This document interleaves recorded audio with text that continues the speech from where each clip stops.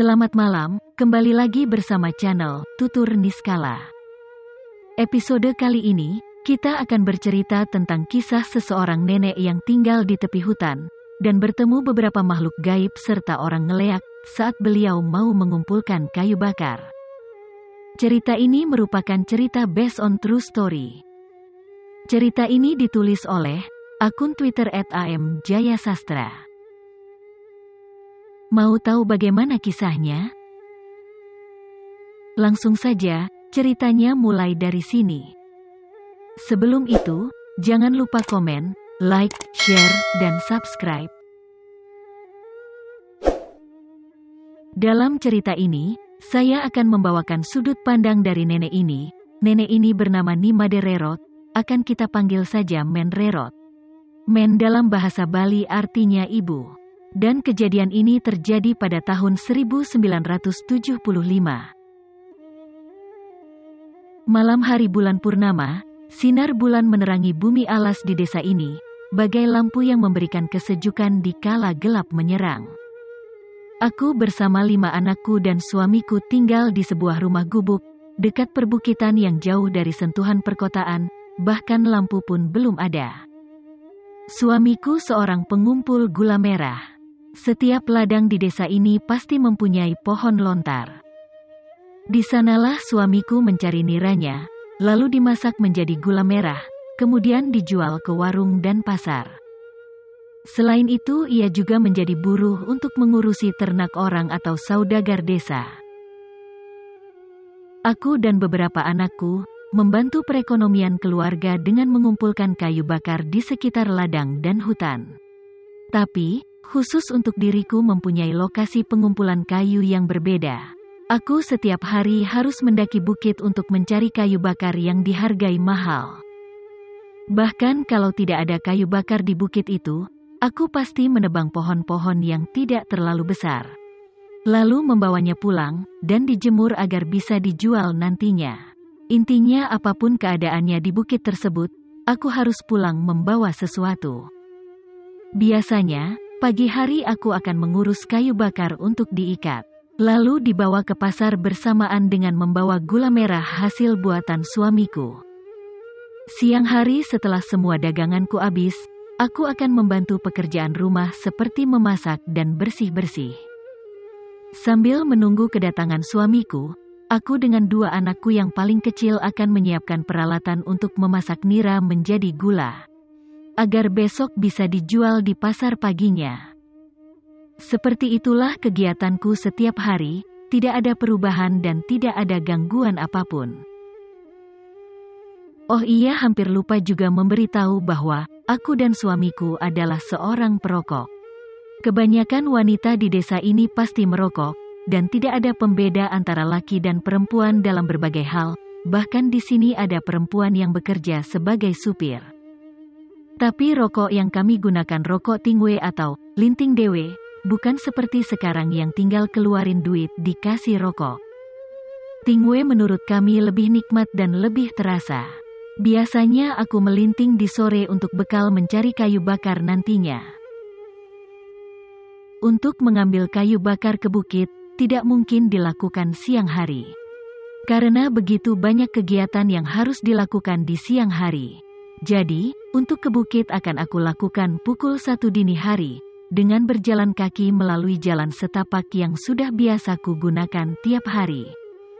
Setiap dini hari, aku akan berangkat membawa kapak kecil, tas kain berisi bekal seperti air, dan rokok. Di desa ini masih belum ada yang punya senter. Kami biasanya membawa petromak, atau hanya menggunakan cahaya bulan untuk menyinari jalan setapak ini.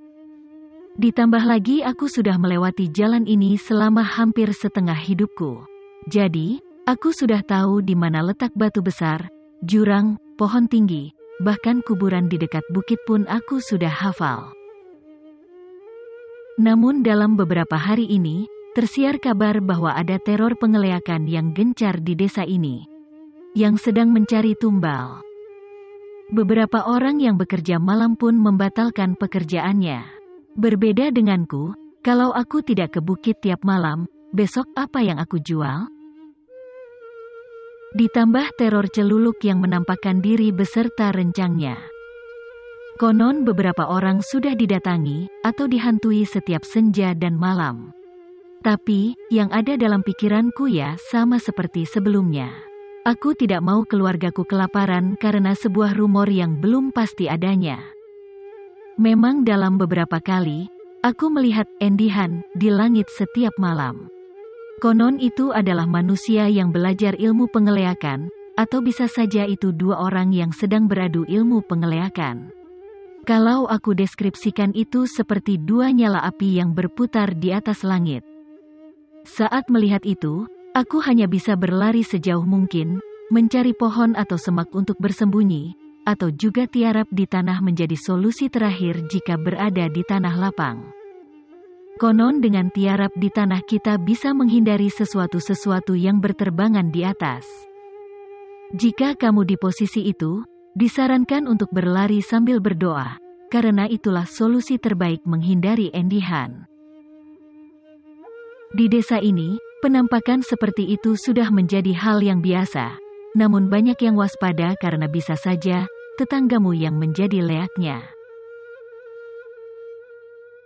Lanjut ke cerita. Hari itu, aku ingat sekali malam bulan purnama Kesanga, pukul 7 malam aku tidur setelah memasak dan sembahyang di rumah. Biasanya memang aku harus tidur dahulu agar tidak mengantuk nantinya, lalu bangun tengah malam, dan langsung bersiap untuk berangkat ke bukit. Saat sebelum tidur, aku seperti mendapat firasat untuk tidak ke bukit. Sebuah firasat buruk, di mana aku tidak akan mendapatkan apapun saat pergi ke sana. Tapi balik lagi, memangnya perut keluargaku akan kenyang karena firasat? Ya tidak dong. Pukul 12.30, aku terbangun dari tidur, dan langsung ke gentong air untuk cuci muka. Oh iya, di sini belum ada kamar mandi jadi kalau kita mau mandi, kita harus mandi di pancoran umum. Setelah mencuci muka dan gosok gigi, aku lihat suamiku merokok sambil duduk di dapur. "Beli ngapain di sana?" tanyaku. Ia menjawab, "Baru aja selesai beres-beres cepet di sini." Lalu aku berpamitan untuk ke bukit mencari kayu bakar. Tapi, suamiku tiba-tiba meminta untuk tidak ke bukit malam itu. Dengan alasan supaya ada yang dijual nanti, aku tetap bersikeras untuk mencari kayu bakar. Setelah itu dia tak berkata apapun. Kulirik dia dari samping, dan aku lihat dia membuang mukanya. Cepat-cepat aku bereskan barang yang akan aku bawa, karena suasana di dapur sungguh sangat tidak mengenakan.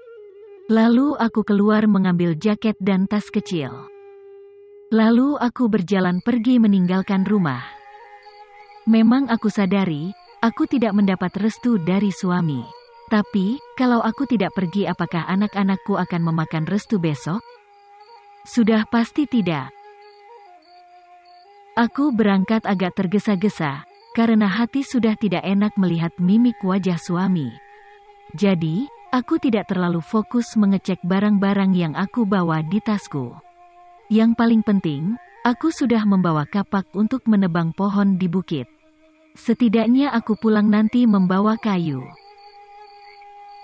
Malam purnama Kesanga, aku berjalan melewati jalan setapak tanah, dengan rumput di pinggir-pinggirnya. Di kanan kiri jalan ini adalah hutan. Jadi, rute yang akan aku lewati pertama-tama adalah hutan, sungai, tebing, dan terakhir hutan. Mungkin, ada yang bertanya kenapa tidak di hutan dekat rumahku?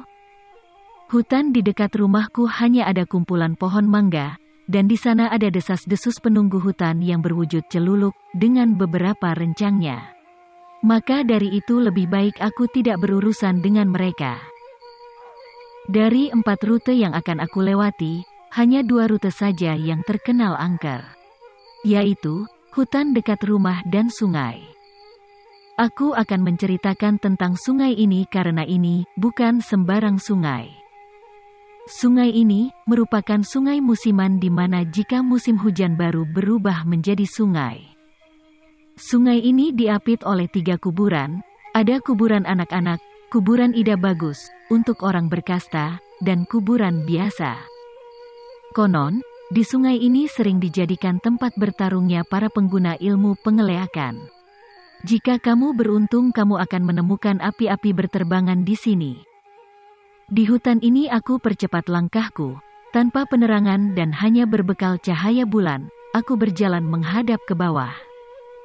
Jujur saja aku takut melihat sesuatu yang mungkin saja ada di sebelah kanan kiriku, bahkan di atasku.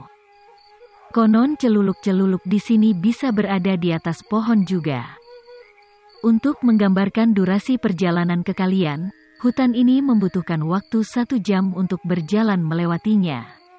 Untuk sungai membutuhkan waktu 1 jam untuk menyusurinya, di tebing juga 1 jam setelah itu baru menemukan hutan yang banyak kayu bakarnya. Bisa dibayangkan, selama itu aku harus berjalan melewati hutan dan sungai. Tiba-tiba aku mendengar suara lolongan anjing. Lolongan anjing yang saling bersautan, seakan-akan mengitariku. Tanpa pikir panjang, aku sedikit berlari agar cepat melewati hutan ini. Saat berlari kecil, tiba-tiba aku mendengar suara langkah kaki seperti orang menari. Langsung aku mempercepat lariku. Kata seorang penjaga ternak di sini, bahwa sebelumnya, dia mendengar suara itu juga. Lalu mengeceknya, dan itu adalah keputusan yang salah.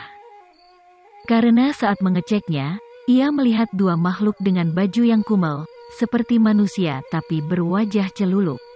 Makhluk itu menari sambil membenturkan kepala mereka satu sama lain. Setelah berita itu tersebar, banyak orang tak berani melewati hutan ini.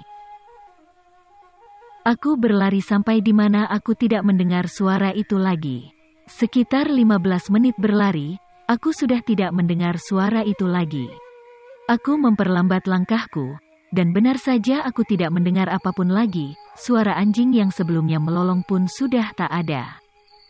Aku berjalan pelan, sampai menemukan batu besar di tengah hutan. Di sana aku sandarkan badanku sambil meminum air. Aku meminum air dari botol yang aku bawa, baru 2 tegukan, sebuah kejadian yang tidak kusangka menimpaku. Tiba-tiba terdengar suara, "Muli, Muli." Dengan suara berat, yang artinya, pulang, pulang. Tanpa melihat kanan kiri, aku langsung berlari sampai lumayan lama, sekitar 10 menitan dari batu tersebut. Setelah lumayan jauh aku berlari, akhirnya aku berpikir lebih baik kembali, atau melanjutkan perjalanan. Sambil berjalan pelan aku berpikir, kalau aku kembali pasti bertemu dengan makhluk itu. Tapi kalau lanjut berjalan, aku tak tahu apa yang akan aku temui nantinya. Tidak mungkin juga aku pulang dengan tangan kosong. Setelah lama aku berjalan sambil berpikir, akhirnya aku memutuskan untuk lanjut jalan saja. Karena ini masih gelap, dan aku tidak mau berurusan dengan makhluk itu. Tanpa sadar, aku sudah sampai di sungai. Sungai yang tidak ada airnya, karena tidak ada hujan dalam beberapa minggu lalu. Di sungai ini aku hanya perlu menyusurinya melalui pinggir menuju ke hulu. Kalau berjalan pelan sekitar 1 jam sampai. Aku berjalan sambil melihat ke bawah, karena di sebelah kananku adalah kuburan anak-anak. Bukan seperti kuburan modern yang ada nisannya, tapi gelap, banyak pohon dan berkabut. Berkabut karena sangat dekat dengan Gunung Agung, dan sudah pasti sangat dingin. Di sini kalau orang kota, mungkin baru bisa turun dari kasur sekitar jam 10. Karena saking dinginnya. Sedangkan orang asli di sini sudah mandi jam 6 di pemandian umum. Balik lagi ke cerita. Bisa dibayangkan seramnya kuburan ini, dan konon kuburan ini ada tangan-tangan dan beberapa makhluk lainnya. Mau tahu apa itu tangan-tangan? Kalau orang Bali pasti sudah tahu beberapa. Tangan-tangan merupakan salah satu rerencang dari penghuni kuburan, di mana tangan-tangan ini adalah salah satu dari 4 makhluk yang berwujud potongan badan manusia. Ada tangan-tangan, ada kaki-kaki, ada kepala, gundul peringis, dan ada basang-basang yaitu, usus dan berbagai macam isinya. Tapi di sini aku hanya menjelaskan tangan-tangan saja. Tangan-tangan ini sifatnya berputar layaknya baling-baling, lalu menabrak badan kita yang sedang berdiri. Kalau kita ditabrak oleh tangan-tangan, bisa berakibat lumpuh atau meninggal. Solusi terbaiknya kalau bertemu adalah tiarap di tanah. Katanya kalau tiarap di tanah sudah pasti tidak ditabrak tangan-tangan. Jika muncul suara seperti baling-baling, berarti ia datang. Berjalan menyusuri sungai, di sungai ini banyak batu-batu besar bekas erupsi Gunung Agung tahun 1963. Jadi, di sini susah untuk berlari, kecuali kamu turun ke sungainya. Masih santai menyusuri pinggiran sungai, aku menoleh ke kanan, dan melihat siluet anak kecil di antara kabut. Aku sontak terdiam, dan tiba-tiba saja siluet itu seperti mendekat, tapi tidak terlihat berjalan kaki. Layaknya melayang, tapi tidak terlalu tinggi. Aku masih terdiam tapi sosok anak kecil itu mendekat dengan pelan dan wus.